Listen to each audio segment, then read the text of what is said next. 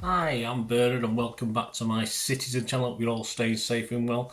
Everything, of course, City past and present on this one. And this is part 2. Yeah, so if you haven't checked out part 1, please check out part 2. This is a look at City imports, or, well, not in the strictest meaning of the word, because the guy we're looking at today, Colin Viljoen, was a naturalised British citizen by the time he came to City, but we'll put him under the tag of City imports for this History Boys vlog. So join me for part 2.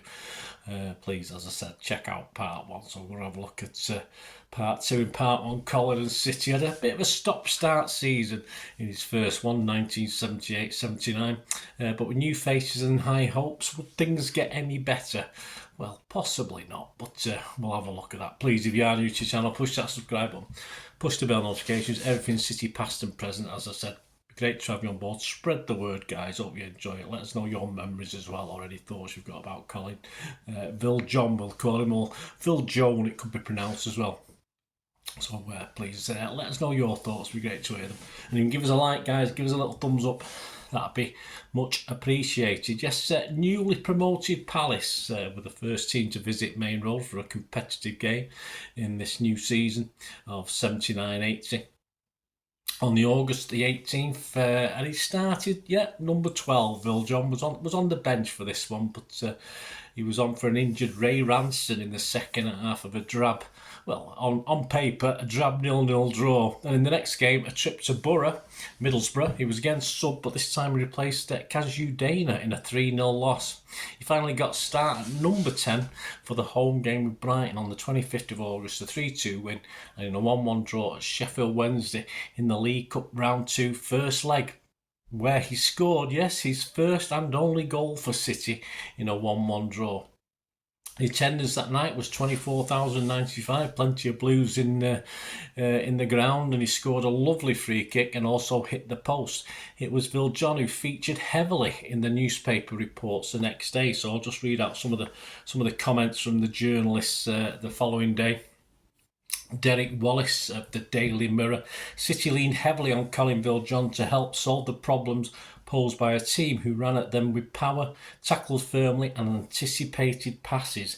Derek Wallace went on to say, there seemed little danger when Viljoen shaped to take a free kick 20 yards out. Wednesday formed the customary wall, anticipating the usual blast at goal, but instead Viljoen curled his shot cunningly wide of the defenders and watched with satisfaction as goalkeeper Brian Cox made a despairing attempt to reach the ball. John Bean of the Daily Express simply said, Allison's kids might have cost a fortune, but they have gift and clearly don't expect grit and don't expect progress on superior techniques alone, and they start obvious favourites next week.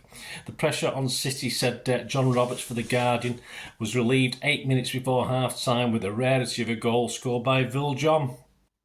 When a free kick was awarded 20 yards out, with Smith brought down Shannon, Viljoen deceived the inexperienced goalkeeper with a curling shot struck with the outside of his right foot. Although Cox got a touch, he could not alter the ball's course under the bar. Bill Mallington for the Daily Mail said, City showed last night that they have the skills to go through, but Wednesday have the determination plus the knowledge that they took Arsenal to 5 games before they bowed out of the FA Cup last season.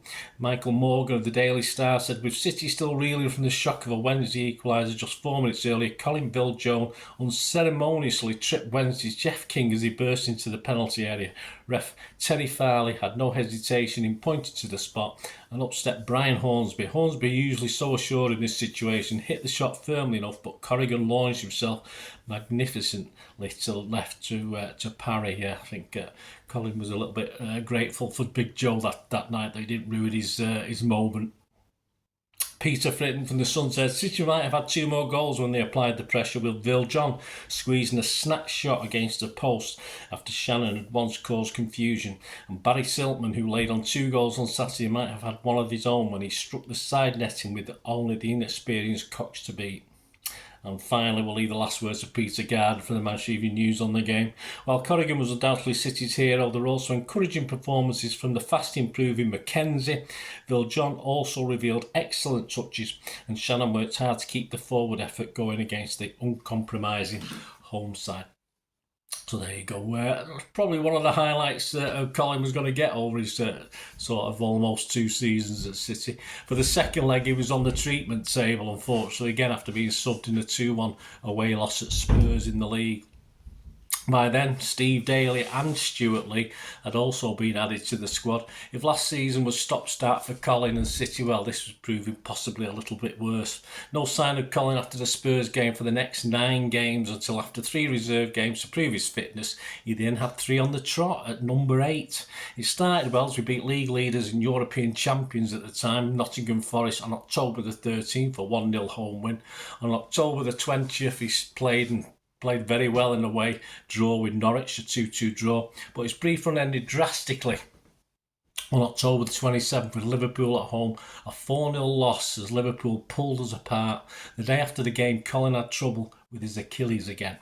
5 more league games without start, and there were rumours that he wanted to leave City. He denied this at the time, but admitted he and Malcolm agreed to disagree on whether he should be in the side. He said it was sorted out with the boss, who simply said, though Colin thought he was playing well, Malcolm thought he could play better. After a 5-week stint out of the first team, he was back at number 10 at his old club Ipswich, despite just a couple of reserve starts and only 1 day's training in the previous 8 days on December the 8th. But he would be disappointed again as the Tractor Boys humiliated us and Colin 4-0. Again, he damaged an ankle. His first and only appearance for City in the FA Cup will be one he and us will gladly forget. We were dumped out, of course, 1-0 by Halifax Town on the 5th of January 1980. His next start, January the 12th, a 1-1 home draw with Spurs in the league. But in the game after a 4-1 loss at Saints, he came off injured yet again. He will start just 1 more game for the first team away at Anfield on March the 11th for a 2-0 loss, playing at number 6. That team in his final appearance read Corrigan, Ranson, Power, Reid, Creighton, Viljoen, Henry, Dana, Daly, Stewart, Bennett, and the sub was Palmer. Kevin Reeves was now also added to the squad, and just 2 days later Alisson sold Colin to Chelsea on the 13th of March 1980 for a fee of £60,000. City then sat 18th in the First Division. In Tony Buck's programme notes for the game against Bolton on 29th of March, he said this on the matter of Viljoen's sale. Not the kindest words. Colin Viljoen went because he had not produced for the first team the kind of influence and form which I knew he was capable of displaying. He had more than his fair share of first team chances, and yet never consistently showed he was capable of being the wise old head to make everything tick. He has a lot of ability and is capable of controlling play. City fans never saw the true Colin Viljoen. Who can you blame? Well, I feel he accepted a fair deal when we signed him from Ipswich. The field was wide open for him to deliver the goods since he'd been signed as a key player, and the answer why it never happened has got to be down to the individual himself. I mean reasons, not excuses.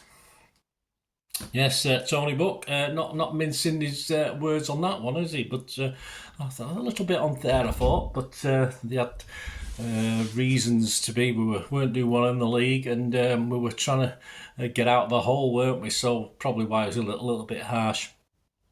Of course, that season, Colin had managed just 9 league games, with 2 of those as a substitute. He'd played in the abortive or horrible FA Cup game, and also managed that 1 League Cup game with the only goal he scored for City. He wore the number 6, he wore the number 8, 10 and 12 shirts that season. Colin, of course, would have similar trouble getting a run of games at Chelsea with injuries again, key to this. At City, he was a big part of our UEFA running that first season. His experience was a big asset at the time. Perhaps Tony Buck had forgot about that. But it was a spate of injuries that did for him in the main. Added to his inability. He had to he couldn't lay down roots up north. So obviously I think that would have had a negative effect, not having his family around him as well. It was yet another time of change at City, who at the time were possibly the division's biggest spenders as Swales through the chequebook at everything just to get City up there. Then Alisson tried to buy even more success for the Blues, but Viljoen himself was also tempted by the wages that City were offering at the time. so he can't be blamed for that. But despite his best efforts, never quite established himself as a regular. And that serious, I think, injury at Ipswich had been the beginning of what became a frustrating end to a very good career. On retirement, after playing some non-league football, after Chelsea, he moved back to South Africa. I, of course, I watched plenty of Colin Viljoen. I'm not going to say I think, oh, what a player at the time. But I can only thank him for his efforts. It's a shame it didn't work out, and I don't think it's all his fault. I think it's a bit of both, to be honest with you. And of course, the dreaded glass legs, wasn't it? The dreaded injuries that he suffered as well. So, but I do thank him for his efforts while he was at our wonderful football club.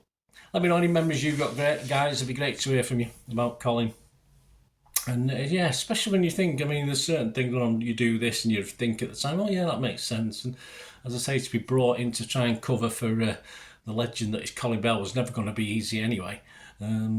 So certainly the first season, even though he got his goal in the second season, I think there was potential there. Just as I say, just sadly ruined by injury after injury, and always having to come back from injury. That's the problem, and getting established again, which he never quite could. Thanks for watching, guys. Until we meet again, only ask one thing, don't I? Please stay safe, Blues. Come on, City. Bye for now.